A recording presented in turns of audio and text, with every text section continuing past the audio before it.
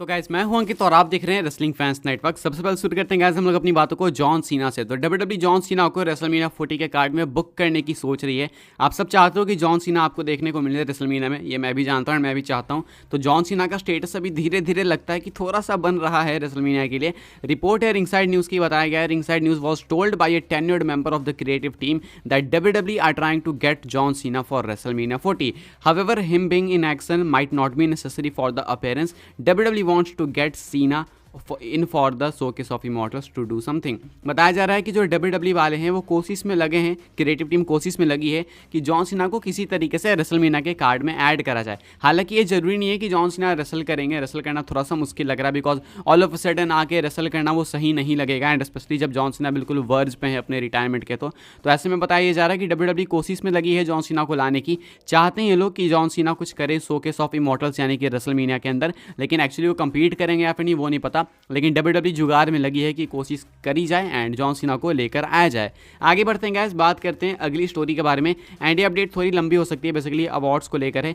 ये wrestling observer awards को लेकर, रेसलिंग ऑब्जर्वर 2023 के अवार्ड्स निकल के सामने आ गए एंड इन्होंने बहुत सारे कैटेगरीज के अंदर भाई अवार्ड्स दिए हैं। बेसिकली इनके व्यूअर्स जो हैं हमेशा वोट करते हैं और रेसलिंग ऑब्जर्वर के रीडर्स, तो इन लोगों ने वोट करा। मैं आपको बताता हूँ कुछ जो मेन कैटेगरीज है उनके awards. Wrestling observer newsletter 2023 के रेसलर ऑफ द ईयर का जो अवार्ड है वो विल ऑस्प्रे को जाता है। एंड उसके बाद कोडी रोड से नंबर 2 पे, देन है एमजेएफ, उसके बाद है रोमन, देन है ब्रायन डेनियल्सन। काफ़ी सारे लोग यहाँ पे ये कर रहे हैं कंप्लेन कि यहाँ पे सेथ रॉलिंस को होना चाहिए था टॉप 5 में, या फिर कह लो तो भाई गुंथर को होना चाहिए था। देखो भाई मैं तो खुश हूँ कि डब्ल्यूडब्ल्यू वाले यहाँ पे हैं एटलीस्ट कोडी एंड रोमन, वरना यूजुअली रेसलिंग ऑब्जर्वर में मैं एक्सपेक्ट करता हूँ कि ये लोग होंगे भी नहीं। रेसलिंग वाली चीज़ में specially wrestler of the year वाली चीज़ में मुझे लगता भी नहीं है कि ये लोग होंगे कभी, लेकिन अभी यहाँ पे हैं तो ये बहुत अच्छी चीज़ है। कोडी रोड्स एंड रोमन दोनों ही यहाँ पे हैं, जो कि दोनों रेसलमीनिया 40 के मेन इवेंट में भी होंगे।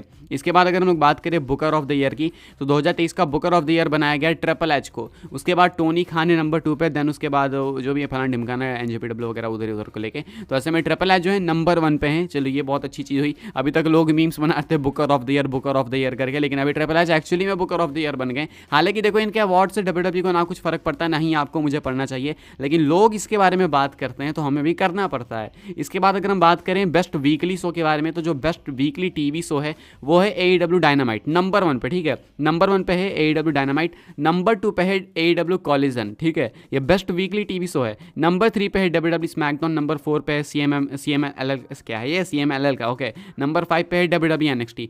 मंडे नाइट रॉ का यहाँ पे कोई भी नहीं है इन्वॉल्वमेंट, मंडे नाइट रॉ बिल्कुल गायब है। नंबर 1 पे डायनामाइट है, ठीक है, इनके व्यूअर्स ने नंबर 1 पे डायनामाइट को रखा कि ये बेस्ट वीकली टीवी शो था 2023 का।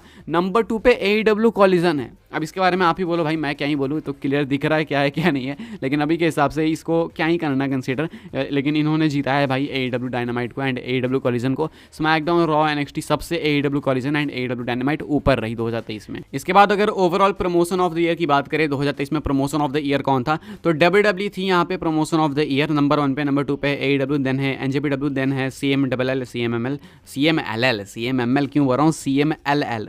नंबर 5 पे UFC।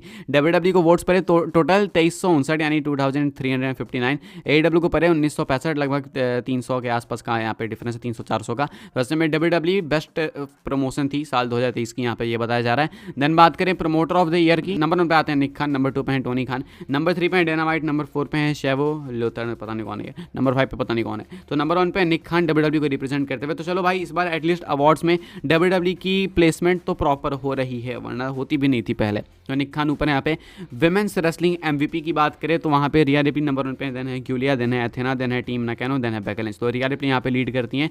एंड अगर हम लोग बात करें रेसलिंग ऑब्जर्वर न्यूज़ लेटर के worst major show of the year 2023 के बारे में, तो क्राउन जूल को वर्स्ट मेजर शो बताया गया, एंड शायद मैं इससे अग्री भी कर दूंगा यार।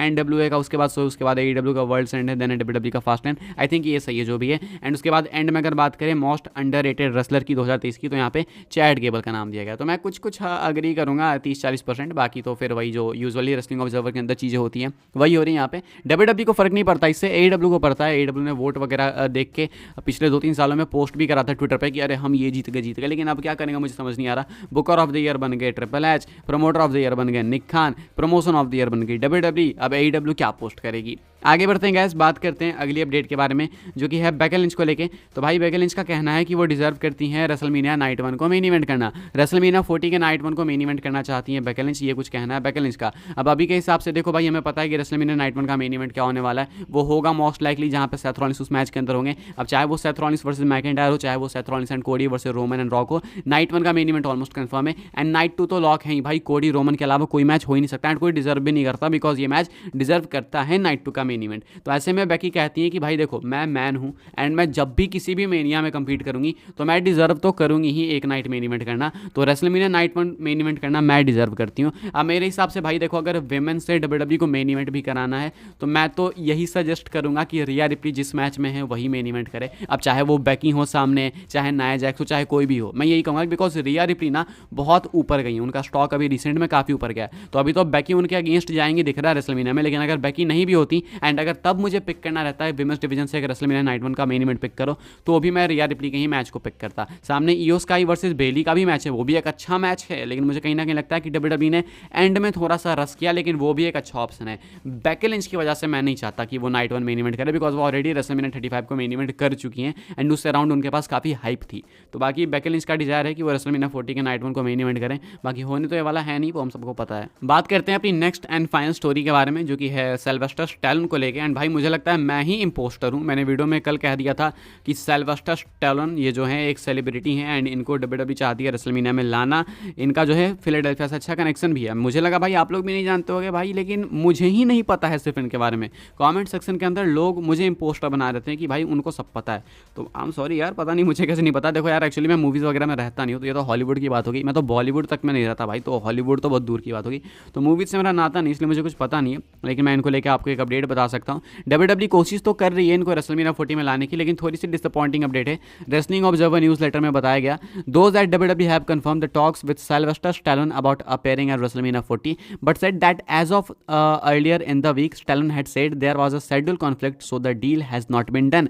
तो डब्ल्यूडब्ल्यूई कोशिश में लगी है, फिराक में लगी है कि जो स्टैलोन है उनको लेकर आया जाए, लेकिन अभी बताया गया अभी रिसेंट में कि जो स्टैलोन है उन्होंने डब्ल्यूडब्ल्यूई को इन्फॉर्म करा कि एक शेड्यूल कॉन्फ्लिक्ट है, वो मैनेज नहीं कर पा रहे हैं अभी के हिसाब से, तो इसलिए अभी डील डन नहीं हुई है। हालांकि डन हो सकती है, ऐसा नहीं है कि नहीं हो सकती, शेड्यूल कॉन्फ्लिक्ट है अभी, हो सकता है उसको रिजॉल्व कर लिया जाए, प्रॉब्लम ही सॉल्व हो जाए। प्रॉब्लम तो सॉल्व हो ही जाती है भाई, थोड़ी कि प्रॉब्लम सॉल्व नहीं हो, तो प्रॉब्लम सॉल्व हो सकती है। डील अभी डन नहीं हुई है आज के डेट के हिसाब से, इस वीक के हिसाब से, आगे जरूर से डन हो सकती है। एंड डब्ल्यूडब्ल्यूई अगर और भी सेलिब्रिटीज लाना चाहती है तो बहुत अच्छी बात है। मैं तो भाई लेजिट मिस करता हूँ लाइव परफॉर्मेंस, जो आखिरी बार रेसलमेनिया 33 के अंदर हुआ था लाइव परफॉर्मेंस, अगर मैं गलत नहीं हो तो लाइव परफॉर्मेंस मतलब मैं थीम सॉन्ग की बात कर रहा हूँ, जो करा था पिटबुल ने परफॉर्म, वो क्या ज़बरदस्त करा था भाई। तो वो चीज़ें मैं मिस करता हूँ, लेकिन अभी वो चीज़ अगर फुलफिल होती है हमारे सेलिब्रिटीज़ के आने से, अगर उसकी कमी पूरी हो जाती है तो भी ठीक है, देखते हैं भाई। मैंने तो कभी देखा नहीं सिल्वेस्टर को, आप लोग जानते हो, यानी जरूर कोई बहुत बड़ी चीज़ होंगे। तो अभी के हिसाब से सिल्वेस्टर स्टैलोन रेसलमेनिया के लिए क्लियर तो नहीं है कि आएंगे नहीं आएंगे, कोशिश में लगी डब्ल्यूडब्ल्यूई, शेड्यूल कॉन्फ्लिक्ट्स हैं थोड़े से, अभी के हिसाब से डील डन नहीं हुई है।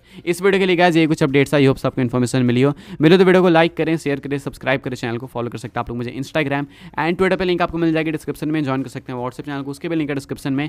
कल का दिन काफ़ी इंपॉर्टेंट है, थोड़ा कंटेंट पे नजर डालना, सुबह में 2-3 वीडियो बैक टू बैक आ जाएगी, बिकॉज 2:30-3 बजे से एलिमिनेशन चैम्बर चालू है, तो इसलिए चैनल पे एक्टिव रहो। मिलते हैं अगली वीडियो में।